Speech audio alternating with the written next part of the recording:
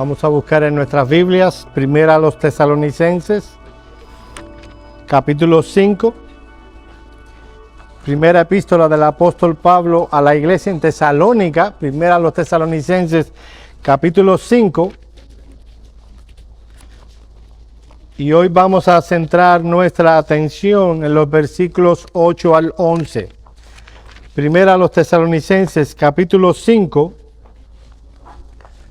versículos 8 al 11. Dice la palabra de Dios: pero nosotros que somos del día, seamos sobrios, habiéndonos vestido con la coraza de fe y de amor, y con la esperanza de salvación como yelmo.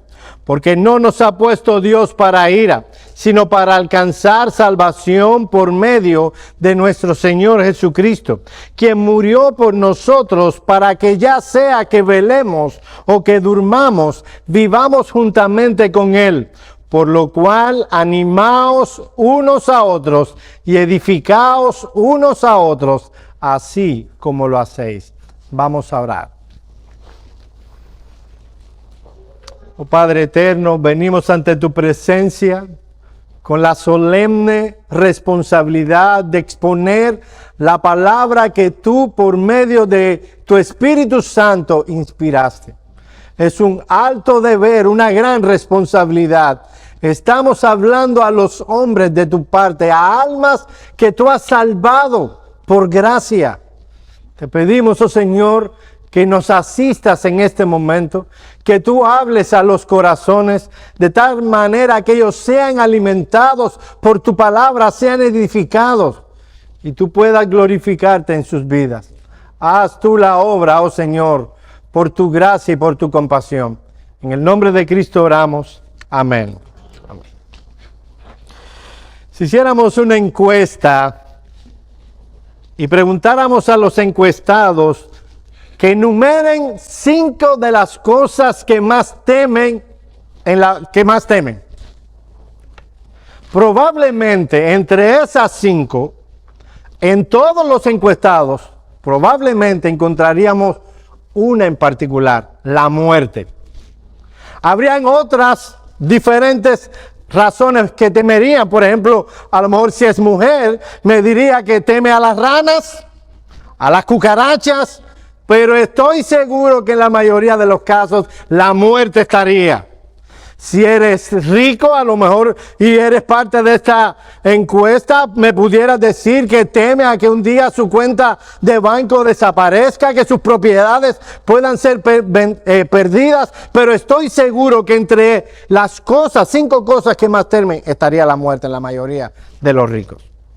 Si eres un campesino, aquí no creo que en Hialeah hayan campesinos, pero si encontramos en esa encuesta un supuesto campesino, probablemente me diría que entre las 5 cosas teme que una plaga dañe su sembrado.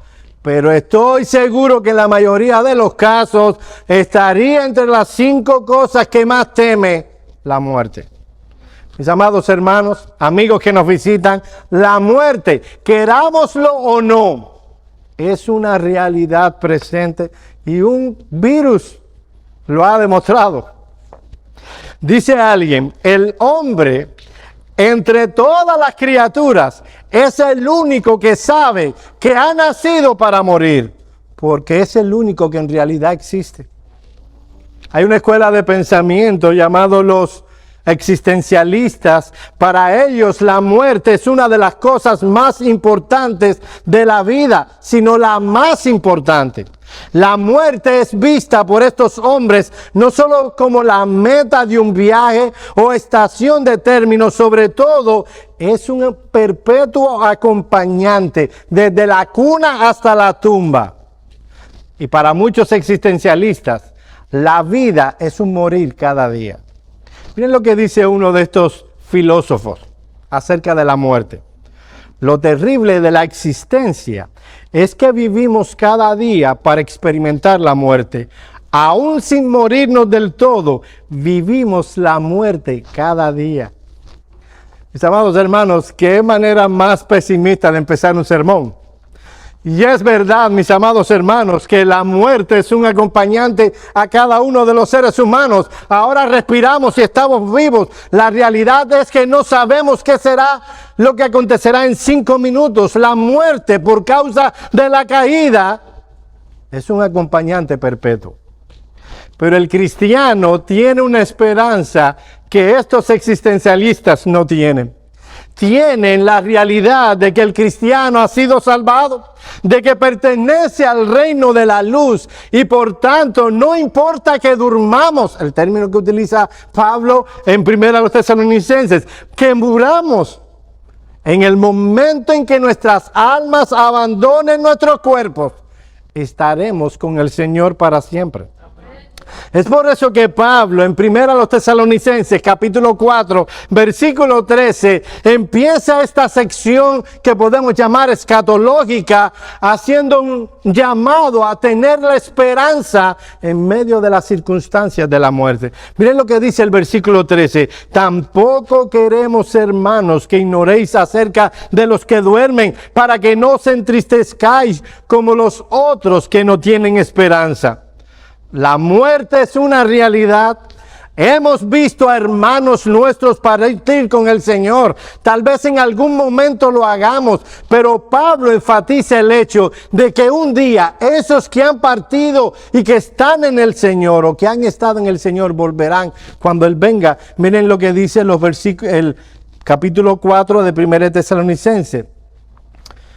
A partir del versículo 14, porque si creemos que Jesús murió y resucitó, así también traerá Dios con Jesús a los que durmieron en Él. Mis hermanos, esto es una bendita esperanza. Ahora, en los versículos del 8 al 11, Pablo quiere que nosotros centremos nuestra vida en el presente a la luz de la eternidad. No importa si muramos y partamos con el Señor o si el Señor venga, entre el tiempo presente en el que estamos ahora y ese momento alegre de partir con el Señor o de que el Señor venga, ¿cuál debe ser nuestro estilo de vida? El apóstol Pablo ha enfatizado que lo que somos determina la manera en que vivimos. Así que si somos del día, si no estamos en tinieblas, si somos de la luz, debemos vivir como hijos de luz. Y en ese sentido, hay dos estilos de vida que deben estar presentes en todo aquel que ha sido redimido. Por un lado, debe velar hasta que parta con el Señor o hasta que venga el Señor Jesús. Y por el otro, y es donde estaremos hablando y de lo que estaremos hablando en esta mañana, debe distinguirse por vivir una vida de sobriedad. Mis amados hermanos, el Señor Jesucristo nos salvó, no para que vivamos como nosotros deseamos, sino para que vivamos una vida que vele hasta la venida del Señor y que vivamos una vida caracterizada por sobriedad.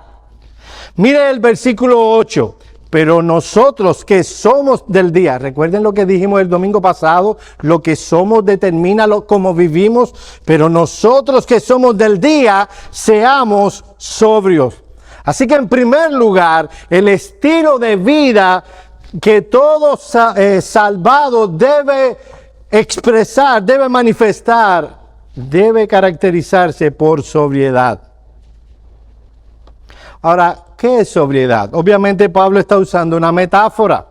Obviamente todo cristiano sabe, porque ha leído la Escritura, que un creyente no debe emborracharse, no debe embriagarse. Pero no es de eso de lo que está hablando el apóstol Pablo. Está hablando usando una metáfora para hablar de que nuestro estilo de vida debe caracterizarse por sensatez. Debe poseer un pensar y un actuar sobrio.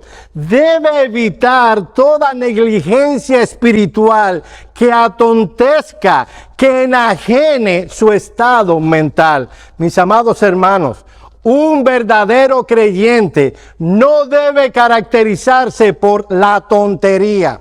Y perdonen si ofendo a algo. Vivimos en una generación, mis amados hermanos, que las personas no les gusta pensar con profundidad. Se caracterizan, usando ese término que hemos estado usando bastante en esta mañana, por ser ligeros en la manera de pensar.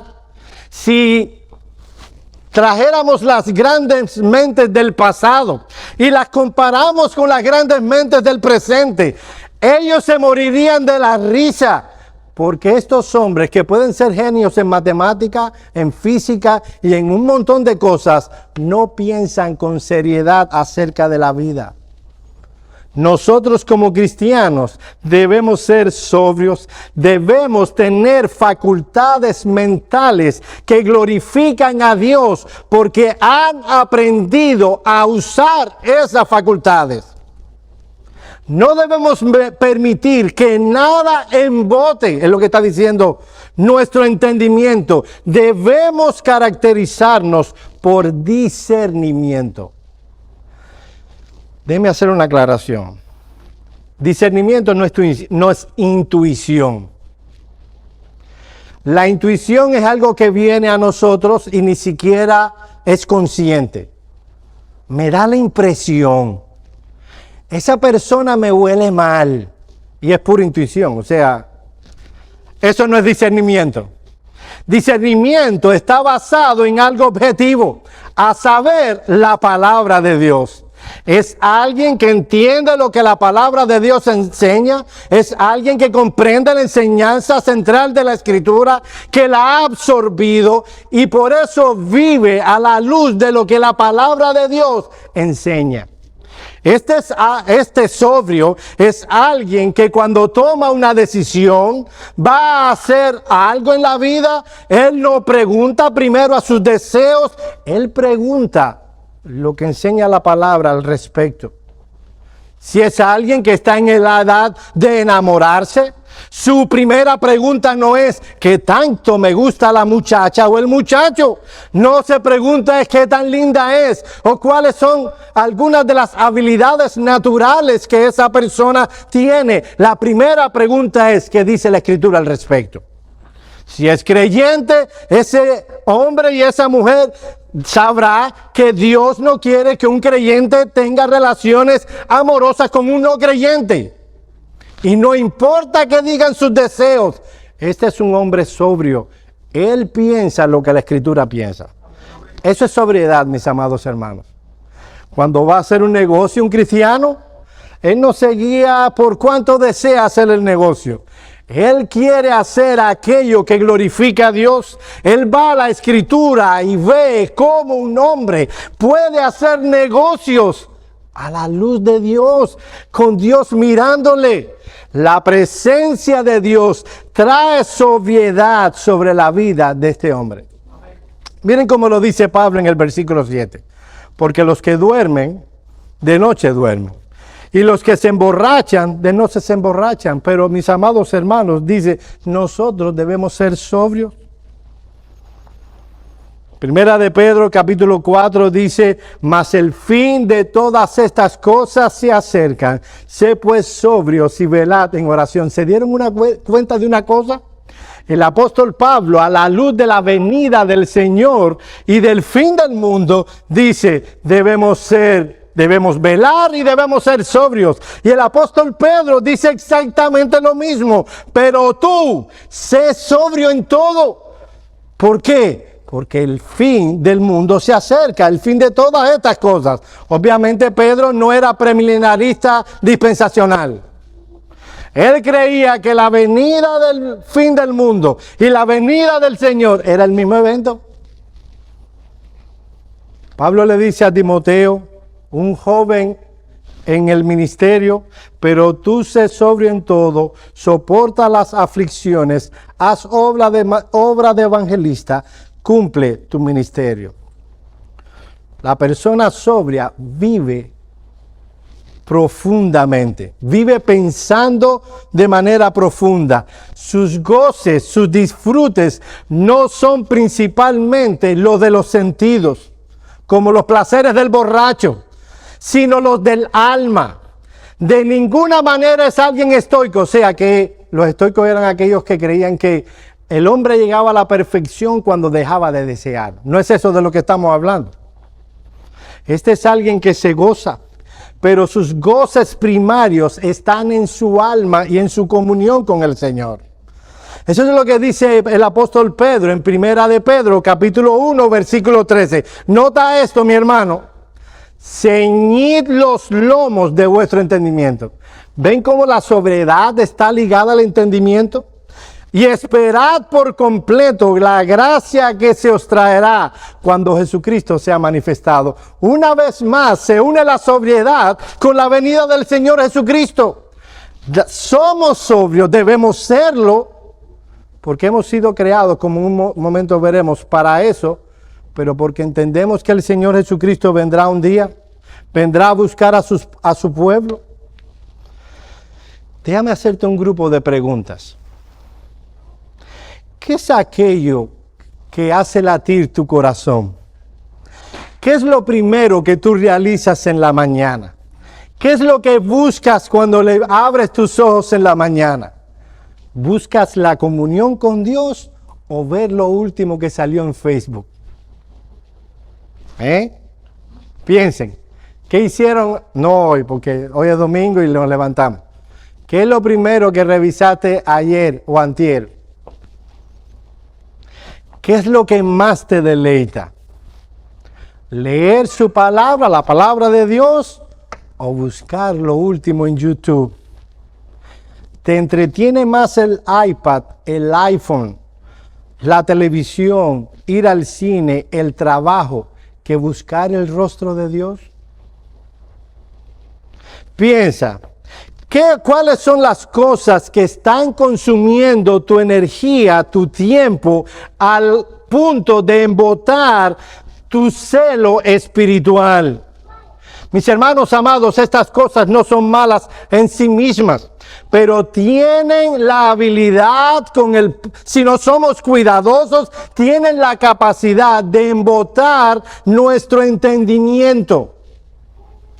Hay iglesias que han determinado dejar la predicación tal como ha sido usada a lo largo de la historia del cristianismo.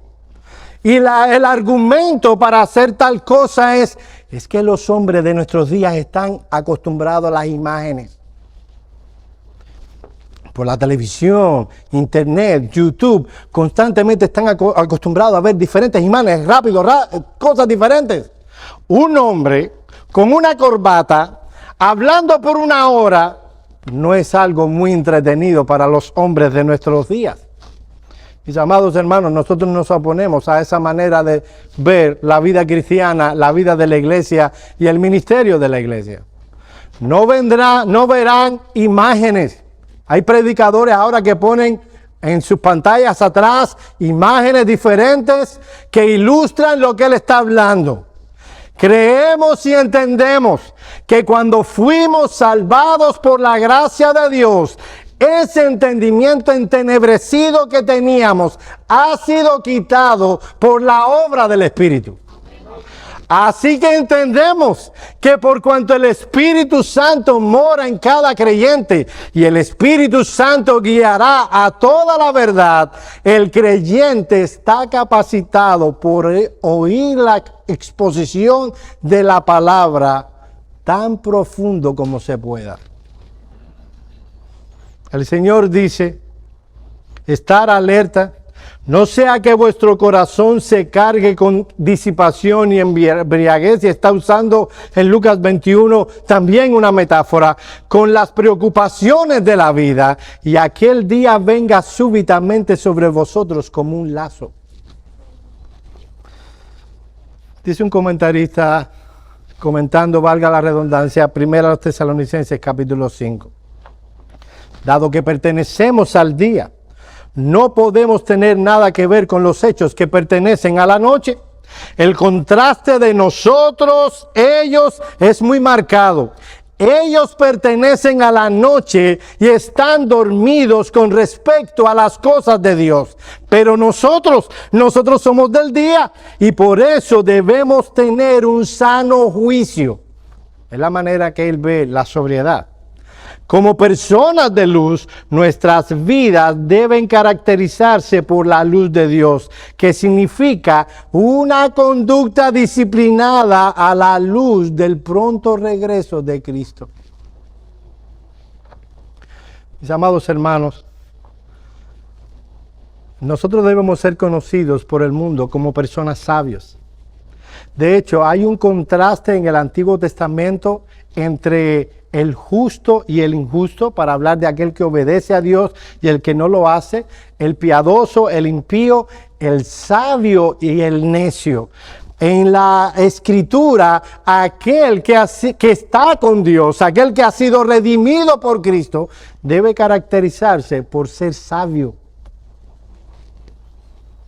Ahora, no solo Pablo nos explica qué es la sobriedad.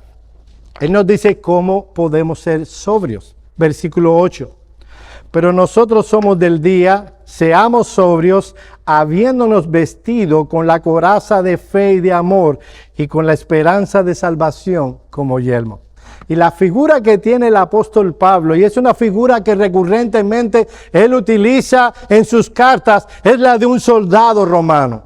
El apóstol Pablo ve al creyente como un soldado del Señor Jesucristo que está peleando una batalla espiritual contra las huestes de Satanás, contra su propia carne y el mundo. Así que como es un soldado, él toma la figura de un soldado bien vestido para representar lo que somos.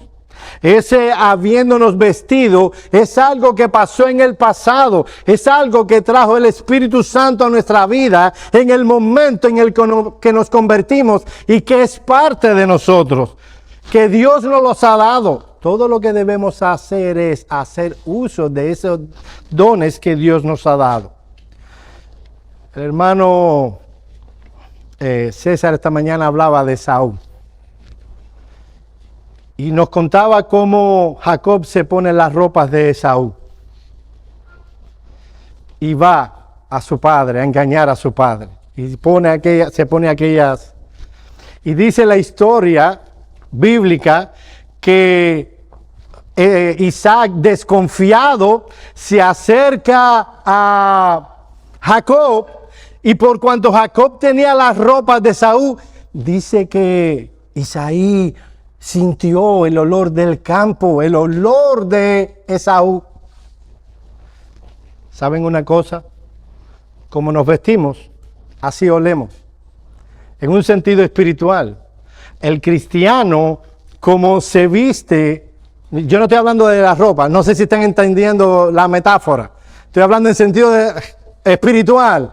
Aquellas cosas que vivimos y ejercemos en nuestra vida cristiana va a ser el olor espiritual que nosotros esparzamos a nuestro alrededor.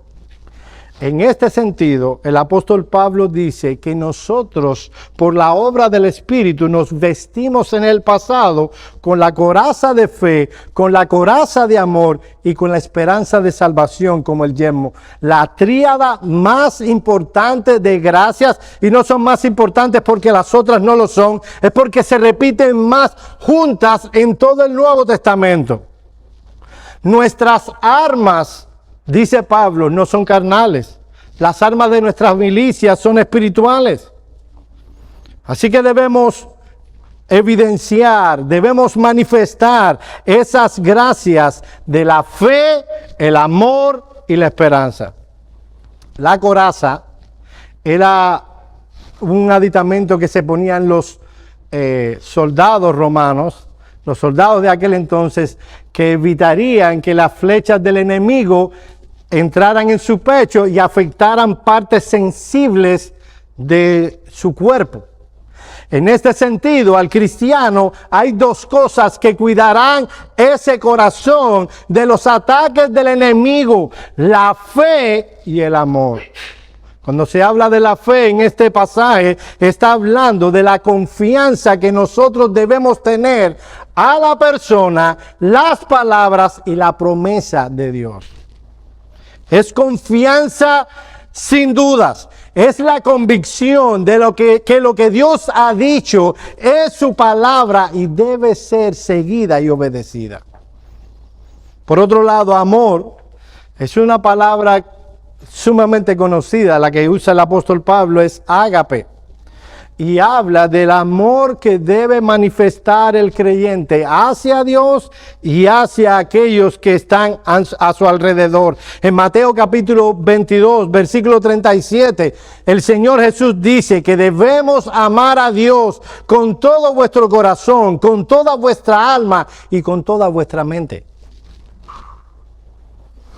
Es muy difícil, si no imposible, disuadir al alma que no vaya tras los deseos pecaminosos que moran en la carne, si no habita en él amor hacia Dios. De hecho, no podemos decir que alguien posee fe salvadora si no tiene amor para con Dios. Para mortificar la carne, sin este amor a Dios, es imposible. Por último, el apóstol Pablo dice que tenemos el yelmo de la esperanza. El yelmo era una especie de casco que tenían los soldados, útil cuando lanzaban alguna piedra o alguna flecha, evitar de que esas cosas que le lanzaron afectaran su cabeza. Era una pieza sumamente importante para un soldado romano. Tenían lengüetas para fijarlos a su cabeza y así guardar sus orejas. Podía ser de cuero o de metal martillado. Y ningún soldado romano se le ocurriría ir a la batalla sin ese aditamento. Ese aditamento que guardará nuestra cabeza, nuestro entendimiento, Pablo le llama la esperanza.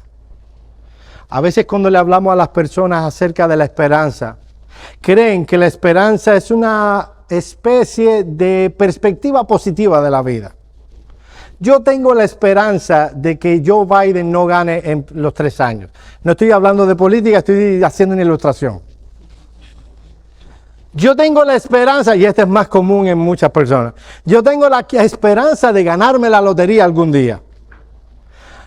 Y uno le puede preguntar, bueno, mira las estadísticas. El 98% de las personas que juegan la lotería nunca, jamás la ganarán. Los otros pierden en los primeros años todo el dinero que ganaron. ¿En dónde está basada tu esperanza? No, eso es un deseo positivo que yo tengo. No está basado en nada sólido. Mis amados hermanos, la esperanza cristiana no es un estado de ánimo que nosotros somos capaces de generar por medio de la autosugestión. Es una convicción bien fundamentada que nos permite esperar con absoluta confianza que todo lo que Dios ha prometido en su palabra será cumplido. Cuando la Biblia habla de la esperanza del creyente, no está refiriéndose a un hiperentusiasmo que se produce en nosotros cuando pensamos en cosas positivas. No, mis amados hermanos.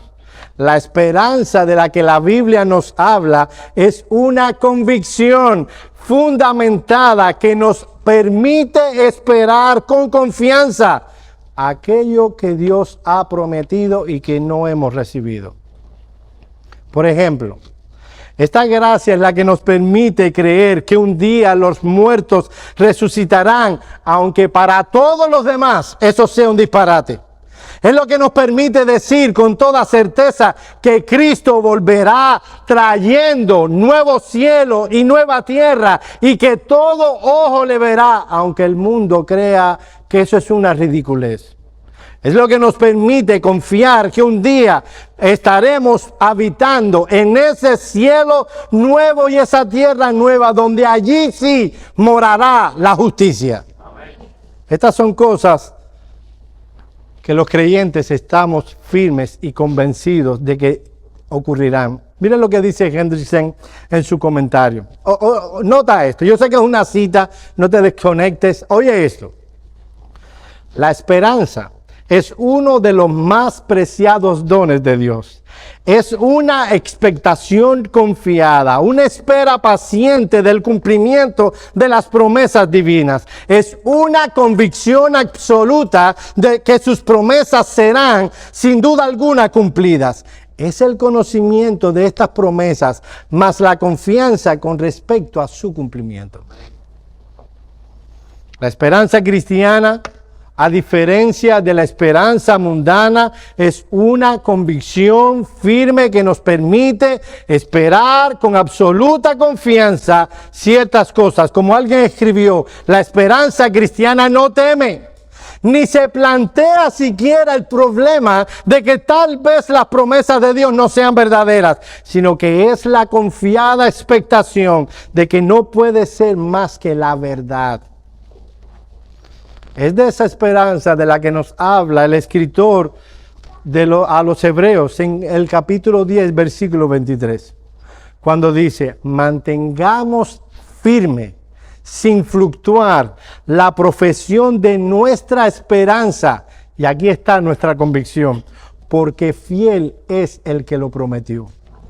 Aquel que nos dio sus promesas, mis amados hermanos, es fiel. Y cuando vemos ese contexto, dice que nunca miente. Y por encima de eso, dice que lo juró que lo haría. Habiendo visto qué es ser sobrio y cómo podemos mantener la sobriedad, veamos en segundo lugar la razón por la que debemos ser sobrios hasta la venida del Señor. Versículos 9 al 11. Porque no nos ha puesto Dios para ira. Y ese porque es de razón. La razón por la que debemos mantenernos sobrios. Porque no nos ha puesto Dios para ira, sino para alcanzar salvación por medio de nuestro Señor Jesucristo, quien murió por nosotros para que ya sea que velemos o que durmamos, vivamos juntamente con Él. Por lo cual animaos unos a otros y edificaos unos a otros, así como lo hacéis. Mis amados hermanos, tú y yo deberíamos vivir vidas sobrias por el lugar donde Dios nos ha puesto. Miren el versículo 9. Porque no nos ha puesto Dios para ira, sino para alcanzar salvación. La razón por la que tú y yo somos salvos es porque Dios nos puso ahí. Déjenme hacer un paréntesis. Muchos comentaristas y teólogos dispensacionales, premilenaristas, dirán que esa ira de la que habla el apóstol Pablo es la gran tribulación. Que lo que está enseñando Pablo aquí es que antes de que venga la gran tribulación, el Señor va a venir secretamente, nos va a llevar, y como nos llevó a todos los cristianos, este mundo se vuelve un desastre. Y en los siguientes 7 años viene la gran tribulación. La gran tribulación no es otra cosa que persecución para los judíos. Según ellos, yo no creo eso. Persecución para los judíos, para aquellos que eran cristianos carnales y se quedaron. Los cristianos carnales se quedan y les van a cortar la cabeza. Y aflicción para este mundo. En ese tiempo el anticristo va a gobernar y va a ser de las suyas. Eso es lo que creen los dispensacionalistas. Detrás de la palabra, ira. Ahora bien, nosotros llevamos estudiando algún tiempo estos textos. Usted no verá que se habla del anticristo. Usted no verá que se habla de la gran tribulación. Usted no verá que se habla de persecución contra los judíos y contra los cristianos carnales. No está ahí. De hecho, el contraste es entre ira y salvación. Y cuando usted busca las veces en el que el Nuevo Testamento habla de la ira de Dios, generalmente no se habla de un mundo escatológico de 7 años de gran tribulación. Habla del castigo eterno en el infierno. Como lo contrario es la salvación. ¿Y qué es la salvación? Vivir con Cristo en esos cielos nuevos y esa nueva tierra. Pero eso fue solo un paréntesis. De hecho, aún John MacArthur, mi amigo, él no es amigo mío, pero yo sí de él, a quien amo, uno de los hombres más determinantes en mi vida de los libros,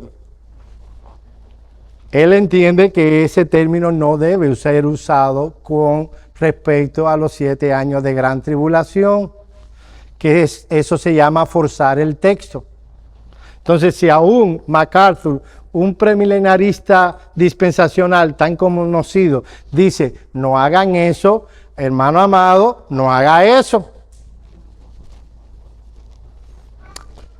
Así que nosotros debemos vivir vidas sobrias porque hemos sido puestos por Dios para alcanzar salvación. Hay un asunto importante en la palabra puesto. Está listo. Mire, yo le voy a pedir a usted que abra sus ojos y abra su mente. Porque vamos a hablar de oye esto, yo sé que para algunos es una mala palabra, de predestinación. Mire lo que dice el texto. En español está claro. La razón por la que nosotros somos salvos es porque Dios nos puso ahí. La palabra griega que Pablo utilizó en el texto es la palabra griega tithemi. Esa palabra significa elegido o destinado. Hemos sido destinados por Dios para salvación. El lenguaje connota o denota más que la predestinación a la salvación. Lo que nos está hablando el apóstol es que Dios nos ha colocado como su gente especial para vivir para Él de acuerdo a su voluntad. Mis amados hermanos, nuestro Dios nos ha elegido desde antes de la fundación del mundo para ser salvos. Así que aquí salvación es un término que cubre toda la plenitud de la vida cristiana en general, la justificación, la santificación y la glorificación. En Primera de Pedro, capítulo 2, versículo 8, se utiliza esta palabra. Mire, vaya ahí conmigo, por favor. Primera de Pedro, capítulo 2, versículos 7 y 8. Se utiliza en el 8. Déjame decirte una cosa. Busquen y yo le voy a decirle una cosa. Primera de Pedro, capítulo 2, versículos 7 y 8.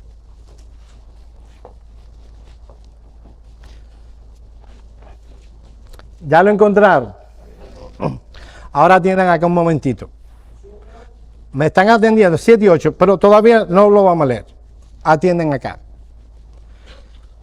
Cada vez que se utiliza tithemi en el Nuevo Testamento, habla de que el objeto puesto, yo lo voy a ejemplificar en un momentico, está en pasivo completo. O sea, no tiene ninguna voluntad per se. Pero eso lo vamos a ver en un momento. Miren los versículos 7 y 8 de Primera de Pedro, capítulo 2. Para vosotros, pues, lo que creéis, Él es precioso. Pero para los que no creen, la piedra que los edificadores desecharon ha venido a ser cabeza del ángulo y piedra de tropiezo y roca que hace caer. Porque tropiezan los que no creyeron en la palabra, siendo desobedientes, a los cuales también fueron destinados. La razón por la que no creyeron es porque fueron destinados para eso.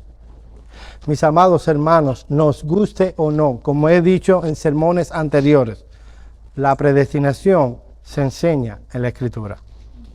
Cada vez que se utiliza esta palabra tithemi en el Nuevo Testamento, enfatiza el aspecto pasivo del objeto o la persona que es puesta.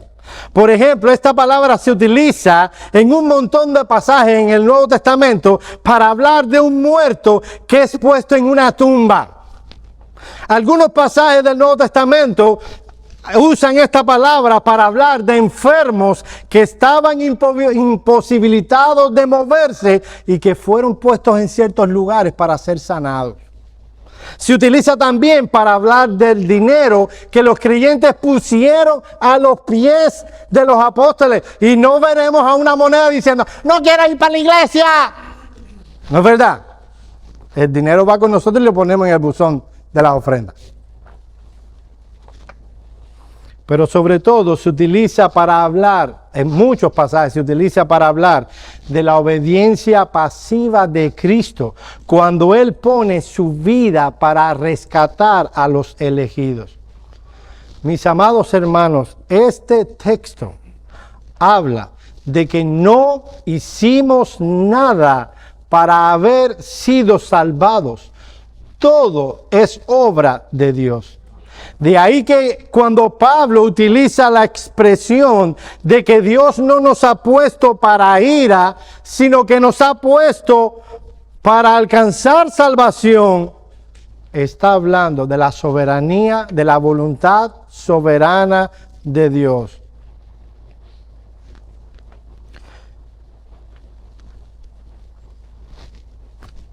Yo no sé por qué hay personas que dicen que no lo entienden. Todo lo que hay que hacer es ver la evidencia bíblica y sujetarse a ella. Ahora, debemos ser sobrios, no solo porque Dios nos puso para alcanzar salvación. Debemos ser sobrios, mis amados hermanos, porque Cristo murió por nosotros para que vivamos juntamente con Él. Miren el versículo 10. Porque no nos ha puesto Dios para ira, sino para alcanzar salvación por medio de nuestro Señor Jesucristo, quien murió por nosotros para que ya sea que velemos o que durmamos, vivamos juntamente con Él. Y les voy a hacer una introducción. Este texto nos habla de expiación limitada. Ok, déjenme explicar tiré la frase teológica y no la captó. Expiación limitada responde a la pregunta ¿por quién murió Cristo? Los que no creen en la expiación limitada dicen que Cristo murió por todo el mundo. O sea, que su expiación por el pecado fue para toda persona. Que Cristo pagó, eso es lo que dicen los universalistas, no yo, que Cristo pagó por todos los pecados de todos los hombres. Los que creemos en la expiación limitada decimos que no puede ser. Que Cristo solo murió por aquellos a quienes el Padre eligió. Que Cristo murió por todos los pecados de todos aquellos que el Padre predestinó para que sean salvos. Pero vamos por partes.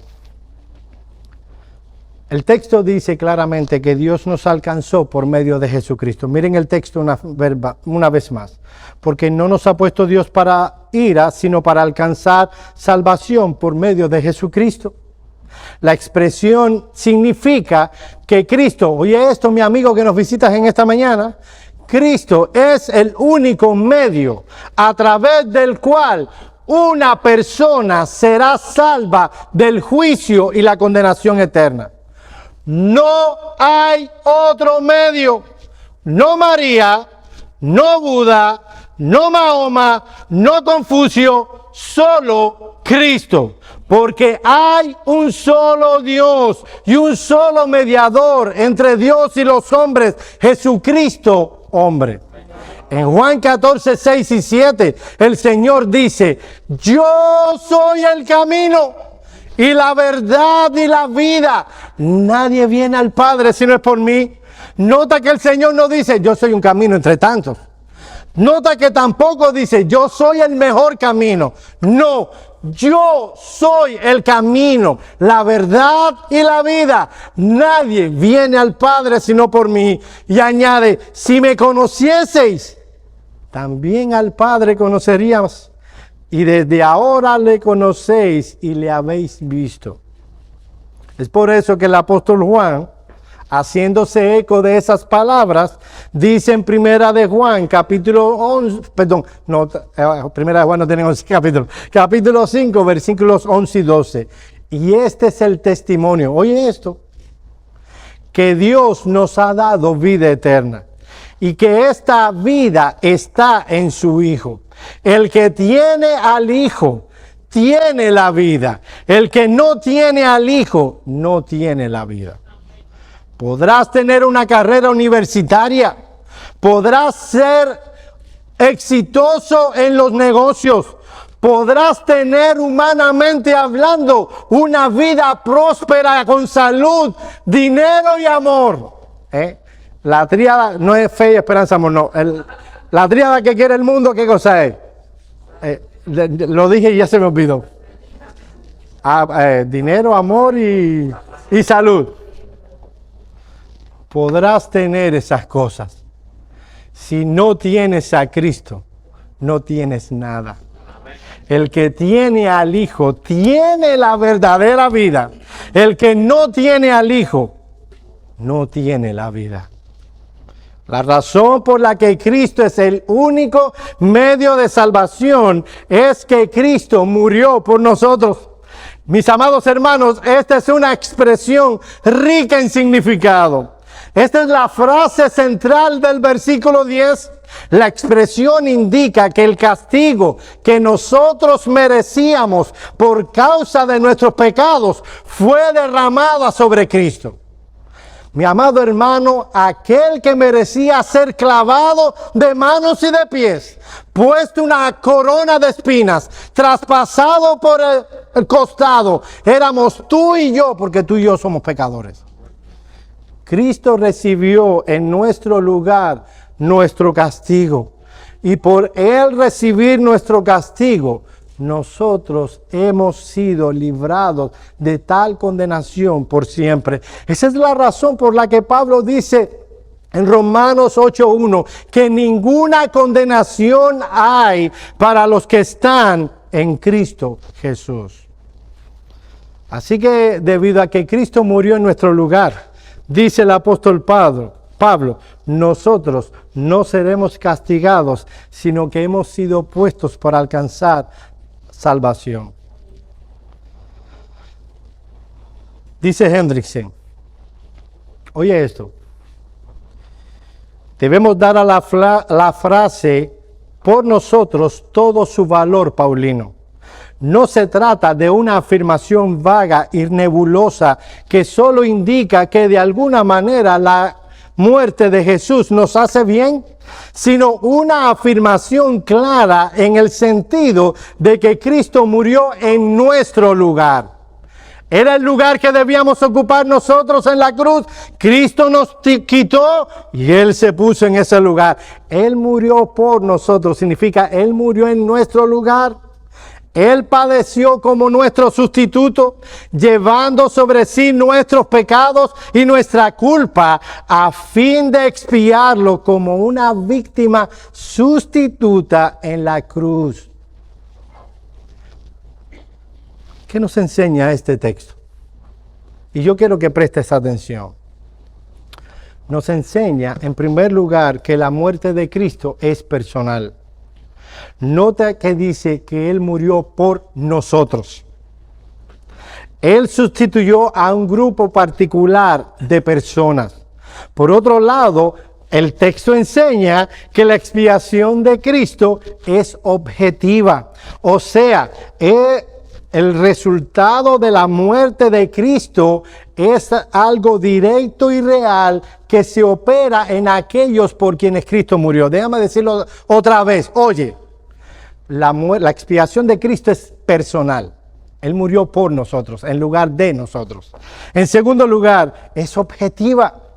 O sea, que el resultado de la muerte de Cristo trae a aquellos por quienes murió algunas cosas objetivas. Mira el versículo 10 de nuevo, mira el versículo 10. Mira el texto, sé sincero con el texto.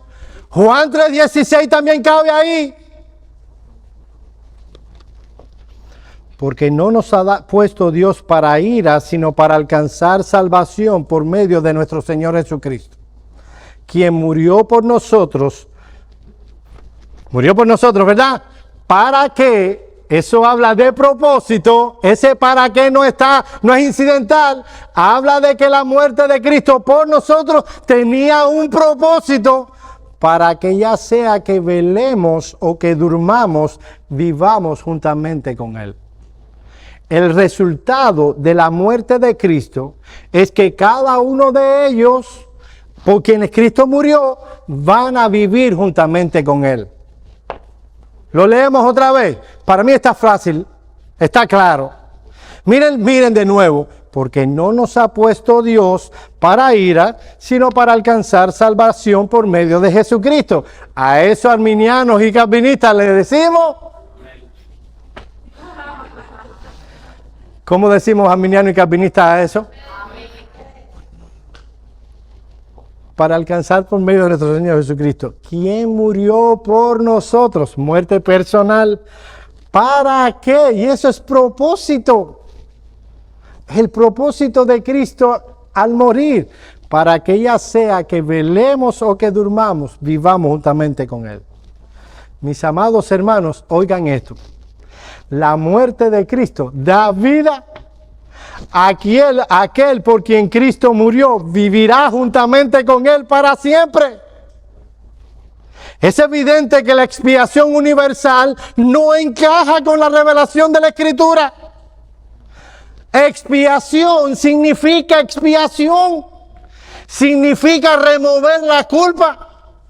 Si en alguien es removida la culpa porque pagó, otra persona ya no tiene culpa. Imagínense, vamos a poner mi caso.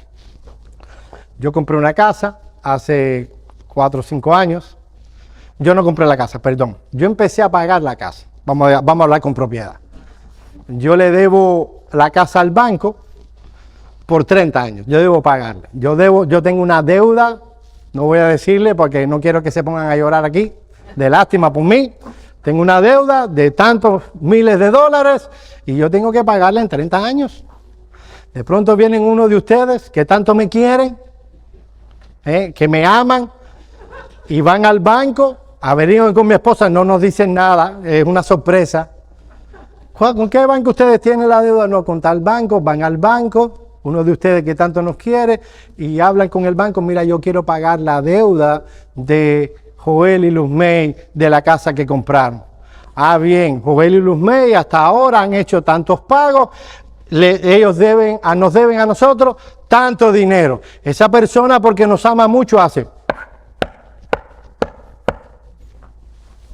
Ahí está. Dame el título de propiedad. ¡Tum! Y vienen un día, mi día de cumpleaños, y me dicen, mira Joel, aquí está el título de propiedad. La casa es tuya. Pregunta. ¿Yo hice algo al respecto? No. Yo puedo decirle a la persona, mira, gracias, no lo acepto, no quiero tener, es mucho dinero, yo sé que me amas mucho, pero es mucho dinero. La persona dirá, lo siento, ya pagué el precio. Aquí está, no, pero es que yo no quiero que tú hagas eso. Lo siento, ya pagué el precio. Aquí está la propiedad de tu casa. ¿Pueden ustedes creer que venga el banco al siguiente mes y me mande una carta y me diga que estoy moroso en mis pagos? Yo puedo ir al banco con el título de propiedad y decirle, no, mira, ya alguien la pagó por mí. Y el banco me tiene que dejar tranquilo y si no, los demando. Fue una broma. Aquí está. Pues bien, mis amados hermanos, ese ejemplo ilustra lo que es la salvación. Nosotros somos pecadores que merecemos el infierno. Y lo que hizo Cristo al tomar la naturaleza humana y morir en la cruz del Calvario fue pagar por cada uno de los pecados por los que Él murió. Todos los pecados, ¿sabes hasta qué pecados? Hasta el pecado de la incredulidad. No, yo no quiero creer en Cristo. Cristo pagó por la incredulidad. Por todos los pecados. Aquí las opciones son, o Cristo murió por todos los pecados de todos los hombres, o Cristo murió por algunos pecados de todos los hombres, o Cristo murió por todos los pecados de algunos hombres. ¿Entienden cuáles son las opciones? Son 3. Los voy a repetir. En la expiación, o Cristo murió por todos los pecados de todos los hombres. O Cristo murió por algunos pecados, porque esa persona, si depende de que crea para recibir la expiación, es porque Cristo no pagó por la incredulidad. Pagó por algunos pecados, por todos los pecados, excepto la incredulidad y la falta de arrepentimiento. Por algunos pecados de todos los hombres. O Cristo murió por todos los pecados de algunos hombres. Veamos la primera opción. Cristo murió por todos los pecados de todos los hombres. ¿Sabe cuál será el resultado de eso? Todos los hombres se van al cielo. Todos. Porque Cristo murió aún por la incredulidad, por la falta de arrepentimiento. Él murió por todos los pecados de todos los hombres. Dios no va a castigar a una persona, Dios no va a castigar 2 veces a una persona por los pecados. Si castigó a Cristo, no te castigará a ti. Si Cristo murió por todos los pecados de todos los hombres. Obviamente la Escritura dice que en el último día habrá muchos que irán al infierno. La otra opción es que Cristo murió por algunos pecados de todos los hombres. Dejó afuera el arrepentimiento, dejó afuera la fe, no murió por la incredulidad, algunos pecados. El resultado será que nadie irá al cielo. Nadie. Para que la expiación fuera eficaz y total, Cristo debe pagar por todos los pecados. Si Él no pagó por ese pecado, aún los que creen serán condenados al infierno. ¿Saben por qué? Porque todo creyente junto con la fe mora con la duda. Mi hermano, los que llevan años en la fe, ¿en algún momento no has dudado tú? Así que no puede ser, de acuerdo a la Escritura, eso, porque nos enseña que en el último día muchos irán a la eternidad con Jesucristo. Así que no puede ser esa opción tampoco. ¿Cuál es la opción más consistente con el Nuevo Testamento? Que Cristo murió por todos los pecados de algunos hombres. Eso es lo que está diciendo el apóstol Pablo. Cristo murió por nosotros para que sea que vivamos o que durmamos, no importa cuáles son las circunstancias presentes. Puede ser que ahora mismo estés en negligencia espiritual, puede ser que estés en decadencia. Cristo murió por ti, irás al cielo. Algunos quieren interpretar, por ejemplo Hendrickson, no estoy de acuerdo con él, que ese durmamos se refiere a los muertos del versículo 13 del capítulo 4. No estoy de acuerdo con él. Porque la comparación es entre velar y dormir. Y los versículos anteriores hablaba de velar y dormir en el sentido de estar activo espiritualmente o estar en decadencia espiritual.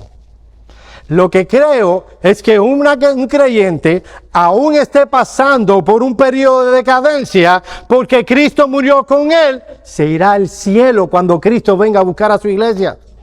Hay personas que entienden lo siguiente, ya yo estoy terminando. Tú eres un cristiano fiel. Mis hermanos, no estoy haciendo un muñeco de paja, creen en esto. Usted ha sido un creyente fiel por 40 años en el Evangelio. Y de pronto, un fatídico día, usted dijo una mentira. Y en ese mismo momento, el Señor vino. Te embarcaste. Te quedaste a pasar la gran tribulación y todos los demás se fueron. Y estuviste 40 años de fidelidad y en ese momento dijiste una mentira. Mis hermanos, yo entiendo que ustedes saben que creemos que la mentira es un pecado grosero. ¿Verdad? Amén. Pero que creemos también que la obra de Cristo en la cruz del Calvario es tan suficiente y eficaz para expiar el pecado que no importa si estás en decadencia espiritual, te irás al cielo con Cristo. Y no deberías ver esto como una licencia. Si alguien de ustedes dice, no, la hicimos, Yo puedo estar en decadencia espiritual y me voy para el cielo. Comamos y bebamos que mañana moriremos. ¿Sabes lo que tú estás diciendo con eso? Que tú eres un impío pecador y que tú no eres cristiano. ¿Sabe el oír esto? Lo que hace en el corazón de un creyente. Aleluya, gloria a Dios. Oh Señor, mi salvación está en tus manos. No depende de mí. No depende de mi sacrificio. ¿Recuerdan el himno que cantamos, Roca de la Eternidad? Cuando dice, aunque llore sin cesar, aunque yo procure serte fiel, solo en Cristo yo podré justificación lograr. Y en la última estrofa, a ver, ahora no recuerdo. Hermoso himno. Por eso cantamos esos himnos viejos que nadie canta. Porque tienen un fundamento teológico sano. Pero lo que hace en el corazón de un creyente, el entender eso, no es vivir en negligencia, sino es decir, oh Señor de gloria, mi salvación está en tus manos. Aleluya al Cristo que murió en la cruz. Quiero vivir para ti por siempre. Esa es la razón por la que Pablo une la palabra sobriedad con la muerte de Cristo. Entender el plan de la salvación motiva al creyente a vivir vidas de santidad sobria. Hermano, yo no sé cuál es el estado espiritual en el que tú te encuentras en este momento. Puede ser que ahora tú estés en el esplendor de tu vida cristiana. Tú te sientes que estás en las mismas puertas del cielo. Esta verdad debe servir para que te mantengas fiel al Señor hasta su venida. Pero puede ser que tú estés sufriendo de decadencia espiritual en este momento. Puede ser que leer la Biblia 2 minutos trae hastío a tu corazón. Eso puede pasarle a un creyente. Puede caer tan hondo que pueda sentir que la Biblia es aburrida. Eso es por tu corazón, debilitado por el pecado y debilitado por las gracias que no has avivado en tu corazón. La Biblia, como oía en una ocasión a Piper, es más entretenida que Avatar. El que no sabe, eso es una película conocida. Eso es una verdad como esta, debería motivarte a buscar más profundamente el rostro del Señor, a confesar tu pecado, a confesar tu hastío por la palabra y la oración, a pedirle y a rogarle al Cristo que murió por ti, que te siga asistiendo con su gracia, porque quieres agradarle. Eso es a donde te lleva una verdad como esta. Quiera Dios, mis amados hermanos, que podamos vivir vidas sobrias para la gloria de Dios hasta que el Señor venga. Vamos a orar.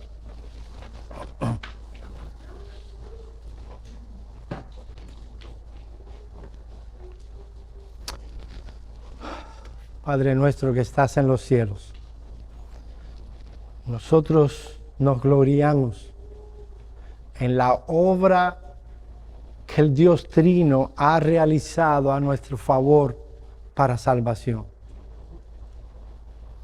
Señor, qué misericordioso. Cuando nosotros merecemos el infierno, el castigo, la ira, Jesucristo tomó nuestra naturaleza y murió en nuestro lugar. Gracias, oh Señor, porque nosotros merecíamos ese castigo. Te pedimos, oh Señor, que en tu gracia nosotros nos podamos mantener velando y viviendo vidas sobrias hasta que el Señor Jesucristo vuelva. Gracias por tu Espíritu Santo, quien mora en nosotros, quien se encarga de acomodar lo espiritual a lo espiritual, quien nos santifica. Gracias porque por la obra de tu Espíritu Santo, por la obra de Cristo y la elección del Padre, cuando Cristo venga, viviremos con Él. Te lo agradecemos y te pedimos que nos ayudes en nuestro andar cristiano. Por el nombre de Cristo. Amén.